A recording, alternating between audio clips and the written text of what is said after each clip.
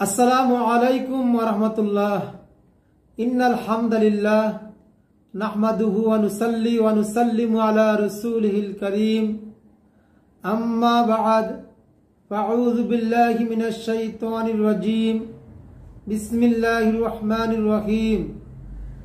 ঈদুল ফিতরের দিনের 7টা সুন্নাত। 1 নম্বর হলো গোসল করা, কেননা রাসূলুল্লাহ সাল্লাল্লাহু আলাইহি সাল্লাম দুনো ঈদেই গোসল করতেন। এই ব্যাপারে সুনান ইবনে মাজাহ শরীফে রাসূলুল্লাহ সাল্লাল্লাহু আলাইহি সাল্লাম থেকে বর্ণিত হাদিস রয়েছে। আন ইবনে আব্বাস রাদিয়াল্লাহু তাআলা আনহু قال, হযরত ইবনে আব্বাস রাদিয়াল্লাহু তাআলা আনহু বলেন, কানা রাসূলুল্লাহ সাল্লাল্লাহু আলাইহি সাল্লাম ইয়াগতাসিলু ইয়াউমাল ফিতরি ওয়া ইয়াউমাল আযহা। রাসূলুল্লাহ সাল্লাল্লাহু আলাইহি সাল্লাম ঈদুল ফিতরের দিন এবং ঈদুল আজহার দিন গোসল করতেন। সুনান ইবনে মাজাহ হামিদিয়া 93 পৃষ্ঠা। 2, শরীয়ত সম্মতভাবে সাজসজ্জা করা। এই ব্যাপারে হযরতে আব্দুল্লাহ ইবনে উমর রাদিয়াল্লাহু তাআলা আনহু থেকে বুখারী শরীফে বর্ণিত হাদিস রয়েছে। সহিহুল বুখারী হামিদিয়া প্রথম খণ্ড 130 নং পৃষ্ঠা। 3, ঈদুল ফিতরের দিন কোনো কিছু খেয়ে বের হওয়া। এই ব্যাপারে তিরমিজি শরীফে বর্ণিত হাদিস রয়েছে। এই ব্যাপারে তিরমিজি শরীফে আব্দুল্লাহ ইবনে বুরাইদা, তিনার বাবা বুরাইদা রাদিয়াল্লাহু তাআলা আনহু থেকে হাদিস বর্ণনা করেছেন। তিনি বলেন, ক্বালা কানান নবী সাল্লাল্লাহু আলাইহি ওয়াসাল্লাম লা ইয়াখরুজু ইয়াউমাল ফিতরি হাত্তা ইয়াতআমা। রাসূলুল্লাহ সাল্লাল্লাহু আলাইহি সাল্লাম ঈদুল ফিতরের দিন কোনো কিছু না খেয়ে বের হতেন না। জামি তিরমিজি হামিদিয়া প্রথম খণ্ড 120 নং পৃষ্ঠা। 4, ঈদের দিনে সম্ভব হলে খেজুর খেয়ে বের হওয়া, কেননা রাসূলুল্লাহ সাল্লাল্লাহু আলাইহি সাল্লাম ঈদের দিন খেজুর খেয়ে বের হতেন। এই ব্যাপারে সহিহুল বুখারীতে রাসূলুল্লাহ সাল্লাল্লাহু আলাইহি সাল্লাম থেকে বর্ণিত হাদিস রয়েছে। আন আনাস রাদিয়াল্লাহু তাআলা আনহু قال, কানা রাসূলুল্লাহ সাল্লাল্লাহু আলাইহি ওয়াসাল্লাম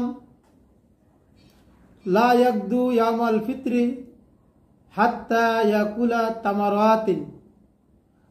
হযরত আনাস রাদিয়াল্লাহু তাআলা আনহু বলেন, রাসূলুল্লাহ সাল্লাল্লাহু আলাইহি সাল্লাম ঈদুল ফিতরের দিন কিছু খেজুর না খেয়ে বের হতেন না।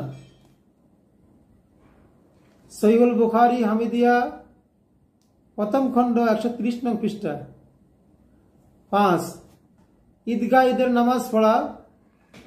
এ ব্যাপারে রাসূলুল্লাহ সাল্লাল্লাহু আলাইহি সাল্লাম থেকে সহিহুল বুখারীতে বর্ণিত হাদিস রয়েছে। সহিহুল বুখারী হামিদিয়া প্রথম খণ্ড 131 নং পৃষ্ঠা।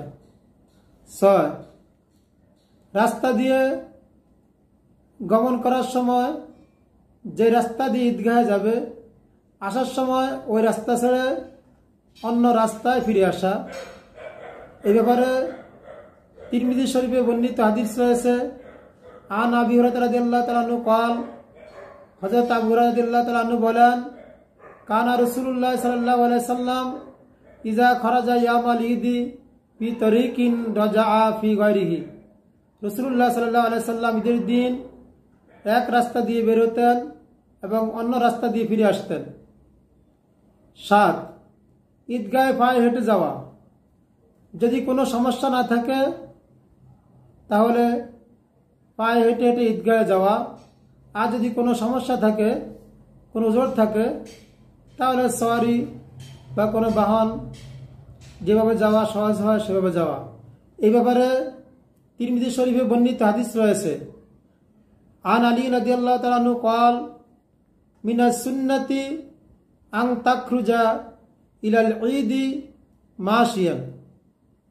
হযরত আলী রাদিয়াল্লাহু তাআলা আনহু বলেন যে সুন্নতের মধ্যে থেকে একটা সুন্নত হলো ঈদগাহের দিকে বের হওয়া পায়ে হেঁটে।